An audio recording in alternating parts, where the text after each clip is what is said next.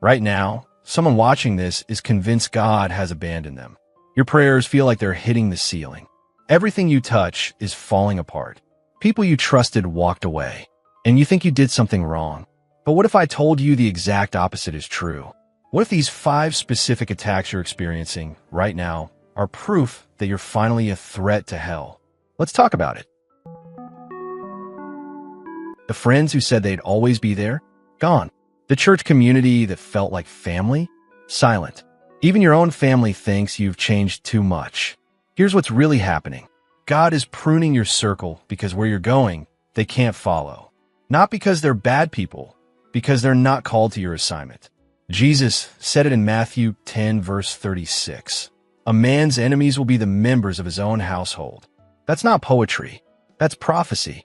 When God gives you a kingdom assignment, he removes the people who will slow you down, distract you, or talk you out of it. This isn't rejection. It's divine protection. The enemy wants you to think isolation means God left. But Elijah thought he was the only one left serving God. God said something powerful.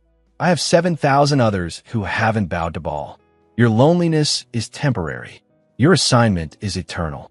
And that isolation, it's setting you up for attack number 2, which is even more dangerous. Bills you didn't expect. Job loss you didn't see coming. Opportunities that fell through at the last second. And now you're questioning if you heard God right. Listen carefully. The devil doesn't attack your bank account because you're broke. He attacks it because he knows if he can control your wallet, he controls your worship. Remember when Jesus was in the wilderness? Satan's second temptation wasn't random. It was about provision. Turn these stones to bread, he said. Translation, take care of yourself. God's not coming through. But Jesus said this, man shall not live by bread alone, but by every word from the mouth of God. Philippians 4, verse 19. My God will supply all your needs according to his riches in glory. Not according to your job, not according to the economy, according to his riches. When hell attacks your finances, it means the blessing God's about to release is so big. The enemy is trying to make you quit before you see it. But here's where it gets psychological. Attack number 3 targets your mind. Anxiety you've never had before. Depression that showed up out of nowhere. Intrusive thoughts that don't even sound like you. And now you're wondering something. Am I losing my mind? No. You're being attacked where it matters most. Your thought life. 2 Corinthians 10, verse 5. We demolish arguments and every pretension that sets itself up against the knowledge of God, and we take captive every thought to make it obedient to Christ. Why does Paul say, take captive? Because thoughts don't belong to you just because they're in your head. The enemy plants thoughts like these. You're not good enough. God's mad at you. You'll never change. Just give up. And if you don't capture them, they'll capture you.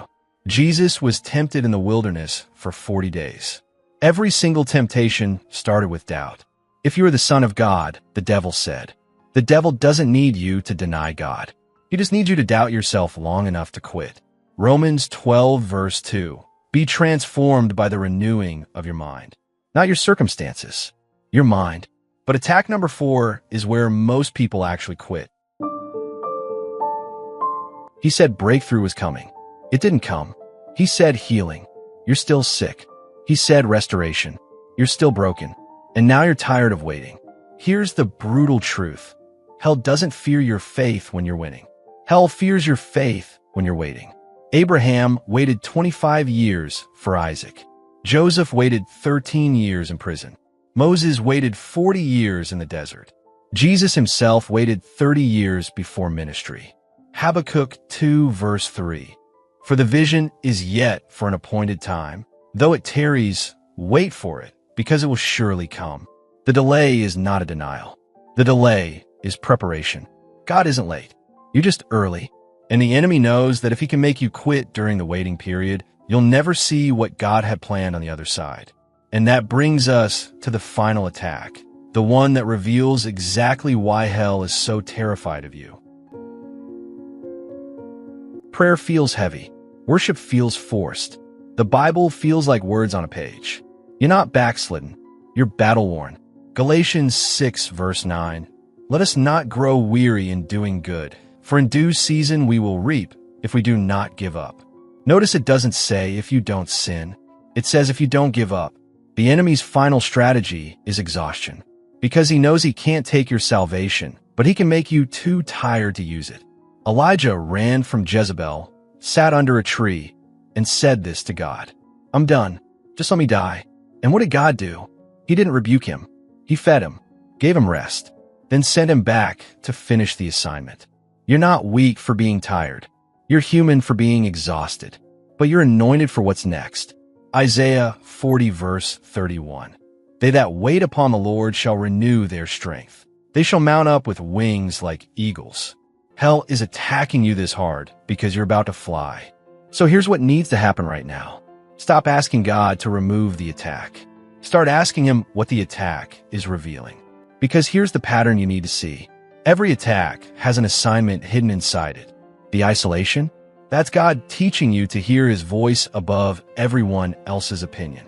You need that skill for what's coming. The financial pressure? That's God breaking your dependency on security so you can walk in total faith. The blessing he's preparing requires that level of trust.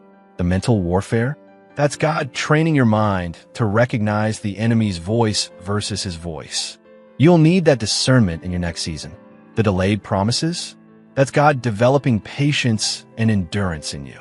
Because the promise is so big, you need the character to steward it. The spiritual fatigue? That's God showing you that your strength was never enough anyway. You were always meant to operate in his strength, not yours. Here's your practical assignment for the next 24 hours. Pick one of these 5 attacks you're experiencing right now. Just one. And instead of praying for God to remove it, pray this instead. God, what are you teaching me through this? What weakness in me is this attack exposing? What strength are you building in me that I'll need for my assignment?